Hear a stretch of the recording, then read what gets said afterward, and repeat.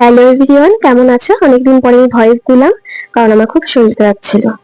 তো আজকে দেখো তোমাদের সাথে আমি কি নিয়ে চলে আসছি, এটা রিসেপশন ব্রাইড। তো আজকে এটা ডেমোস্ট্রেশন। তো এটা আমাদের আজকে শেখাচ্ছে এই যে কোন কোন প্রোডাক্ট দিয়ে সামারে আমাদের কাজটা করলে ওয়াটারপ্রুফ পুরো কাজটা হবে, কোনো প্রবলেম হবে না, মেকআপ গলে গলে উঠবে না। তো সেই টেকনিকটা আজকে আমাদের শিখিয়েছে। তো প্রোডাক্ট গুলো যদি তোমরা জানতে চাও প্লিজ কমেন্ট করো, অবশ্যই জানাবো। তো দেখো আমাদের বেসটা তৈরি হয়ে গেছে, এখন আই মেকআপ চলছে। আর মডেলের তো খুব ঠান্ডা লেগেছে, মানে খুব কাশছিল, খুব ডিস্টার্ব হচ্ছিল।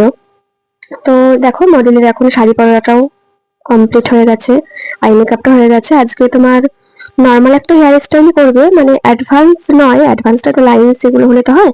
তো নর্মালের উপরে হেয়ার স্টাইলটা রাখবে।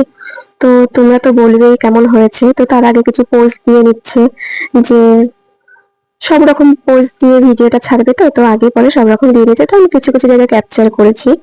আর লিপস্টিকটা মডেলই নিজে পরেছে, তো ওটা আমাদের কাউকে পরিয়ে দিতে হয়নি।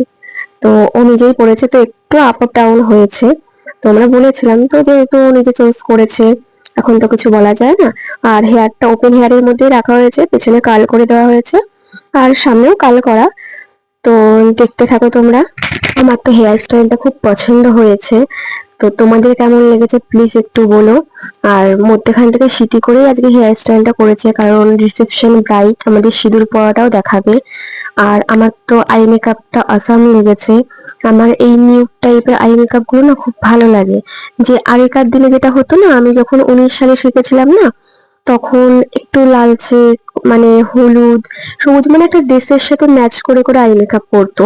তো আমি সেম ওটাও করেছি, ওই সাজানোটাও সাজিয়েছি। তো এখন যেহেতু অ্যাডভান্স লেভেলটা একটু বেশি, তো ওই কারণে আমি আবার এই 15 দিনের ক্লাসে জয়েন করেছি। যে দেখো দিন দিন তো মানুষের শেখার শেষ থাকে না, সেম আমারও তাই। তো আমি একটু অনেক কিছু জানতাম না, যেগুলো আমার প্রবলেম, খুঁটিনাটি যেই প্রবলেম গুলো, তো সেগুলো তো আমি খুদ বের করতাম। আর আমি এটা খুব পছন্দ করি যে নিজের খুঁতগুলো নিজে বের করতে। লোকে ভুল ধরার আগে নিজের খুঁতটা নিজে বের করলে কি হয় বলতো, যাতে ভুলটা না ধরে। কারণ আমি তো জানি না কোনখানে ভুলটা করছি। আমি হয়তো মেকআপটা করছি, তোমরা দেখছো সুন্দর, কিন্তু মেকআপের মধ্যে যে কোন ভুলটা আমার হচ্ছে সেটা তো আমি একমাত্র ধরতে পারবো। হ্যাঁ, তোমরা হয়তো দেখতে পারবে, একটা কাজের তো অবশ্যই অভিজ্ঞতা লাগে, কারণ অভিজ্ঞতা না হয়তো কাজটা কখনোই সম্ভব নয়। আর মেকআপ জিনিসটা এমন একটা জিনিস, তুমি 2 দিন শিখে 3 দিন করতে পারবে, যতদিন না তোমাকে কন্টিনিউ এটা চালু রাখতে হবে, প্রোডাক্ট নলেজ দিতে হবে, না হলে কখনোই সম্ভব হবে না।